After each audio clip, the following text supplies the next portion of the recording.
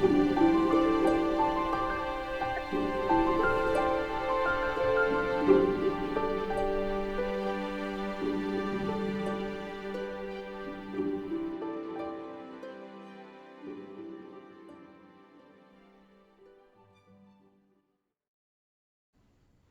morning and welcome to Sunday School. We are studying the book of Proverbs and specifically themes from the book of Proverbs. And we will have 7 sessions. We're in our 4th one today. We started out by just doing an introduction to the book. Frank talked about the structure of the book of Proverbs, how we should read the Proverbs. And then we're looking at 6 themes that we see in the book of Proverbs, themes of God's wisdom for different areas of our lives.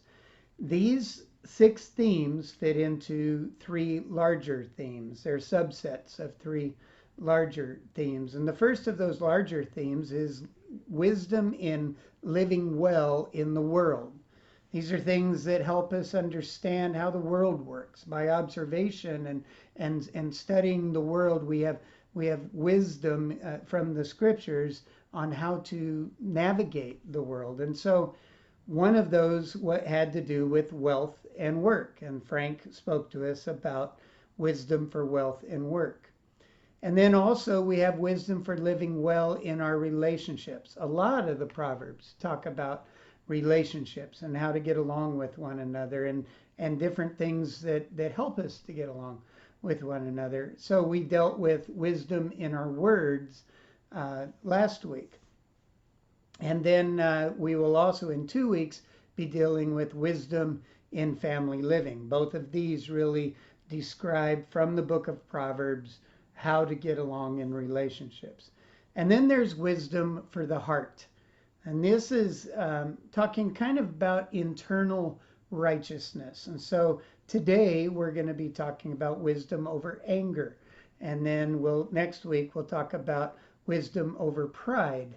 And so we see here, these are things that wisdom to help learn to control some of those inner feelings, emotions, sins that we're dealing with in our lives. And then there's one that actually kind of fits all 3 of those, and that is wisdom against seduction. And that'll be our final lesson in the book of Proverbs. So today we begin with wisdom over anger. As we think about anger, all of us can relate to anger. We all have times when we feel we have lost our temper or that we have been struggling with anger. We've dealt with that boiling that happens inside. And we all know that in some ways anger is sinful. But it's important that we understand anger is simply an emotion. It is when we are led by our emotions to inappropriate responses that it becomes sinful. So an example of this, other than anger, we all know that love is an emotion. It's more than an emotion, but there is an emotional component to love. And we would see this one as a positive emotion. However, if we stand by while our spouse, for instance, abuses or berates our children because we love our spouse, that would be sinful. We have allowed our love for our spouse to become sinful in that it has that emotion has not allowed us to protect our children. It's how we respond that is important. And so we're going to be taking a look today from Proverbs at 4, and a little bit from Ephesians, at 4 actions to prevent sinful anger. And the first thing that we can do to prevent sinful anger is to acknowledge the danger of anger. It's not just an emotion. Some people even take pride in their anger. That's like they wear their emotions on their sleeve. They take pride that, what you see is what you get. And so there's just, this is the way I am. But we have to understand that anger is dangerous. And the first thing we need to understand that anger causes strife. Proverbs 15:18 says, "A hot-tempered man stirs up strife, but he who is slow to anger quiets contention. That's from the ESV. We often think of anger as being the result of strife. There's been strife, there's things going on. As a result of all of those things going on, I get angry. But Proverbs is telling us that anger is also the cause of strife. We see that it stirs up even more problems for us. Proverbs 29:22 says, a man of wrath stirs up strife, and one given to anger causes much transgression. And so what it's telling us is that this strife leads to deeper sin. That as we create this strife, it can actually lead us into even further sin. Proverbs 23 says it is an honor for a man to keep aloof from strife, but every fool will be quarreling. And I think what this is reminding us is that we need to learn to stay away from situations that produce strife, that produce anger. That we know that if I go into that situation, I am going to have problems in that situation. Certain conversations with certain people can produce strife. And a fool rushes into those conversations, but someone who is wise treads lightly around those. I think most of us know, for instance, certain political issues, that there are certain people that we're not going to talk politics with because it will stir up strife. It could also, for some, it could be another topic that we know we're going to avoid that because talking about that's going to cause anger, which is going to cause strife. And so we have to learn to tread lightly around situations where we know that they can lead to anger. We stay aloof to those situations. And then Proverbs 15:1. We looked at this one last week because it also talks about our words, but it addresses anger as well. It says, a soft answer turns away wrath, but harsh words stir up anger. Usually, if we want to end an argument, we can. We can simply change that argument or end that argument by changing our tone and changing our attitude from one of needing to prove that we are right to one of listening and empathizing. It's amazing that we have this ability to change it simply by the way we speak back to the person that we're talking to. We return their anger with a gentle answer. The second dangerous thing about anger that we need to recognize is it's unhealthy. It is physically unhealthy. Proverbs 14:30 says, a heart at peace gives life to the body, but envy rots the bones. And in English, we lose a little bit of the weight that the Hebrew carries for what it's talking about here. The Hebrew word for envy here, where it says, but envy rots the bones, that Hebrew word conveys this really strong passion. And to show just how strong a passion we're talking about, it is also the same exact word that is used to describe the anger and hatred and jealousy that Joseph's brothers felt toward him that caused them to want to kill him, first of all, but then secondly, to sell him into slavery. This is a very strong emotion. And so we see that kind of strong emotion, we're told, it rots the bones. We know that to be true because even the medical field and psychologists have found that anger, even over small things, causes our bodies, it causes negative effects to our bodies. It impacts our bodies in negative ways. Beginning with, as simple as it causes our heart rate to increase. It causes a very powerful drug, adrenaline, to shoot into our bodies. It raises our blood pressure. It causes tenseness in our muscles. And so we see that we have this physical response to anger. And to make that case, I want you to think of the last time that you had to deal with a really strong confrontation that didn't go well. Maybe it boiled over into anger. Now think that as you think about that, now think about following that. Weren't you exhausted? Didn't that confrontation didn't getting angry lead to exhaustion? Some of you struggle with road rage. At least I'm assuming some of you struggle with road rage. But think about this. When you're in traffic and you're getting hot-tempered and you're beginning to feel that anger rise up because of the traffic, when you get home, aren't you exhausted? It takes a physical toll on you. And so we see that anger truly does have a health impact on us. And third, it's dangerous because anger is just simply foolish. Anger leads us to other foolish behaviors.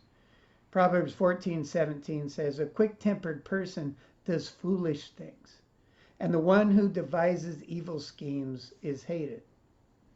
So how many times have you looked back on a time when you lost your temper and said, "Wow, that was really dumb"?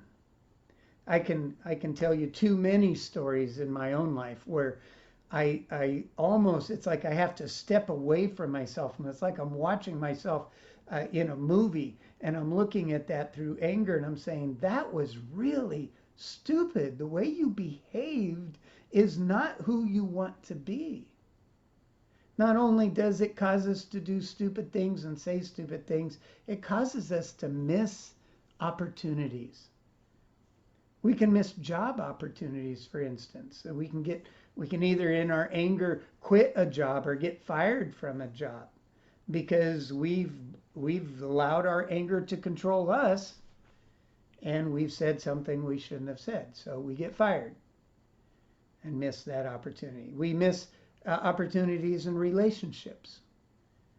Our anger makes it so that we burn bridges.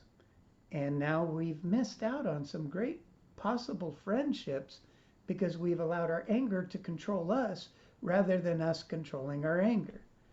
Or what about missed testimonies? There's a quote that says, "People who fly into a rage never make a good landing."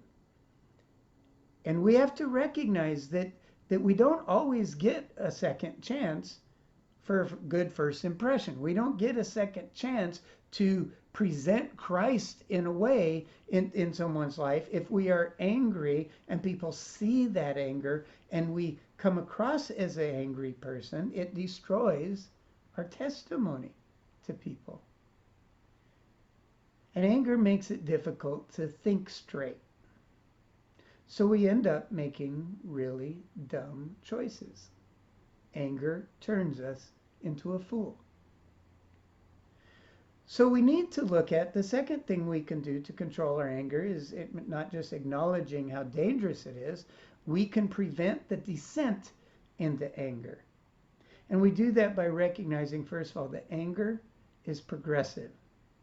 We're going to look at some verses in Ephesians. We're going to step out of Proverbs for a little bit, but these verses in Ephesians just kind of add to what we're already learning in Proverbs, but it kind of shows us this progressive nature of anger. And so we're going to look at Proverbs 4:26 and 27. It says, "In your anger, do not sin. Do not let the sun go down while you are still angry, and do not give the devil a foothold."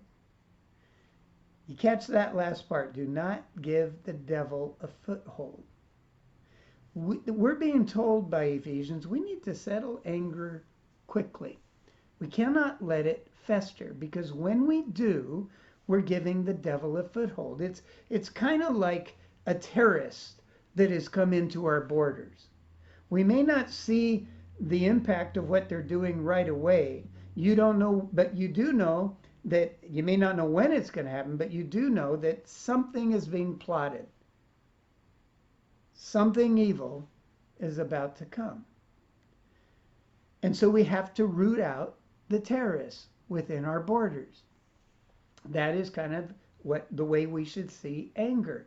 It is giving the devil, a terrorist, a foothold in our life, and it is going, if we don't root it out, it is going to work its evil. Ephesians 4:31 says, "Get rid of all bitterness, rage and anger, brawling and slander, along with every form of malice." And here is that progressive slide that we're talking about. It starts out with bitterness. And bitterness is that internal feeling that we've been wronged, and we're holding on to that feeling. And we understand that we just kind of begin to burn inside because we feel we have somehow been wronged. Hebrews 12:15 says, "See to it that no one falls short of the grace of God, and that no bitter root grows up to cause trouble and defile many." There is a connect. We have to learn how to weed out this bitterness from our lives, to get rid of that feeling. And I think the best way that we can do that is learning to forgive. There's a connection between bitterness and forgiveness. And so learning to forgive is a way to actually root out the bitterness that is in us, which is also a way to root out the evil work of Satan in our lives. When we hold on to unforgiveness, we hold on to bitterness, and then that bitterness begins to boil under the surface, and it turns into the second thing in this list, rage. Rage is when we allow bitterness to just kind of stir under until it just eats away at us, and we begin to feel it hasn't been acted upon yet, but we begin to feel this internal rage inside. And then it leads to anger. And anger is when that rage boils over. It's when it boils to the surface. And so now that we are reacting to that bitterness that has been led to rage, that has been boiling inside, and now we're acting in anger. And then we're told that leads to brawling. Brawling is also translated clamor, and it refers to loud, angry speech. And so now we have allowed our anger to be formed in our words, and we are yelling, we're screaming, we're shouting, and we are brawling. Next, we see that it leads to slander, or to evil speaking, as the King James says it. Because not only now are we having this angry speech, but it is now this evil speech, but now it has led us to saying things that we don't even mean. Attacking the person rather than the issue. And we've seen this in our arguments, how this progresses. At first, we're angry about a situation. Now we're angry at the person. And now it becomes about hurting the person. And that is the final one, malice. And that is the desire to hurt someone. Beginning with our words, but if unchecked, it can go even beyond our words. Matthew 5:21 through 22 says, "You have heard that it was said to the people long ago, 'You shall not murder, and anyone who murders will be subject to judgment.' But I tell you that anyone who is angry with his brother or sister will be subject to judgment." You see, Jesus is pointing out to us that where anger leads, it is being equated to murder, because anger can lead to murder. It is the same root. And so we have to learn to manage our anger by not allowing that descent to occur, to catch it in its early stages and head it off. And third, we need to learn to handle anger wisely. We don't need, and this may come as a shock, but we don't need to be conquered by anger. Proverbs 16:32 says, "Whoever is slow to anger is better than the mighty, and he who rules his spirit than he who takes a city." What he's doing here is he's comparing those that learn to control their anger to a heroic warrior. Learning to control your anger is heroic. And so we want to look for a moment here at poor ways of controlling our anger and then a proper way of controlling our anger. A lot of people will say, if you want to control your anger, you just need to express it. They say you will feel better if you just let it out. And we've already seen that that's foolish. We've seen how the devil uses it when we just let it out. So others will say, well, just repress it. Just ignore it. Don't pay attention to your anger. Well, that's kind of like putting a trash can, setting a trash can on fire and putting it in your closet. You can put it in the closet and for a moment you're not going to notice it's there, but if you leave it there on fire, eventually it's going to burn your house down. Suppressing anger will only harm our spirit, and it will cause all kinds of mental dysfunctions. So the proper method, the first thing is confess it. Speak it out loud to God. Sometimes just praying the words has this effect of calming us. Just saying to God, God, I am really feeling angry right now.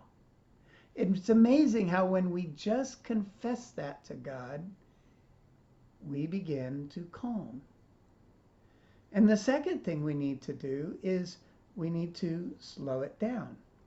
Proverbs 14:29 says, "Whoever is slow to anger has great understanding, but he who has a hasty temper exalts folly."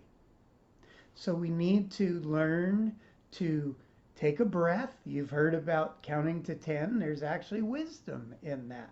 We learn to slow it down. We take that breath. We think about it. We don't react immediately to our anger. And it's amazing when we do slow it down how much easier it is to think through that so that we don't act the fool in our anger. And the last one is simply stop it. Proverbs 29:11 says, "Fools give full vent to their rage, but the wise bring calm in the end." In other words, stop it. And a lot of times we say, well, you can't, well, people will say, well, I can't control my temper. I can't control my anger. And I'm going to encourage you not to say that you can't control it, because in saying that you can't control it, you are saying that you are a fool. Fools give full vent to their rage. And the truth is, you can control it. We do it all the time. Think about this. You're in an argument, say, with your spouse or your kids, and it's just become very, very heated. And so you're sitting at home and you're yelling and you're screaming at your kids or at your spouse, and all of a sudden the phone rings. And you go to the phone. Do you yell at the person on the phone? No. Does the person on the phone even know you were just in that argument? No. Why? Because you just stopped your anger. You controlled it in order to talk to that person on the phone. So to say that you can't control it is false. You can. Or another example, at home, we have a tendency to share our anger more freely, but you would never yell and scream at your coworker. You might disagree with them. You might be angry with them, but you learn with them to control your anger. So don't say you can't control your anger, because in your life you see that we do it all the time. So in learning to do that, we just have to make the decision to not be a fool and to stop it. And the fourth thing that we can learn from Proverbs about anger is that we need to learn to develop righteous anger. Earlier we read in Ephesians 4:26, but I want us to remember the first part of that. It says, "In your anger, do not sin," which means that not all anger is sin. In your anger, not all anger is sin. Because if all anger were sin, then Jesus would be a sinner. Mark 5:3 says, "He looked around at them in anger, and deeply distressed at their stubborn hearts, he said to the man, 'Stretch out your hand.' He stretched it out, and his hand was completely restored." Here's what was going on. Jesus was teaching on the Sabbath, and the Pharisees are there. They're in their usual, they're challenging him and challenging him. And this man comes up, and Jesus the Pharisees are looking to see if he's going to heal this man on the Sabbath, so that they can accuse him of working on the Sabbath. And this makes Jesus angry. But why is it that Jesus is angry? He's angry with what, not that they're challenging him on this theological thing. He is angry with their thoughts. He's angry with their attitude, with the fact that they don't care about this person who needs healing. They are willing to let someone suffer, and they're angry with Jesus because Jesus is going to do something about this person's suffering on the Sabbath. And so Jesus is angry because they are denying restoration to this person. And to deny restoration to someone is a form of injustice. And to do it in the name of religion, that makes Jesus really angry. Just like Jesus, some things ought to make us really angry. Killing children in the womb, that should make us angry. Sexual and physical abuse, that should make us angry. Pornography and the incredible impact that it has both on the one viewing it and the one performing it, that should make us angry.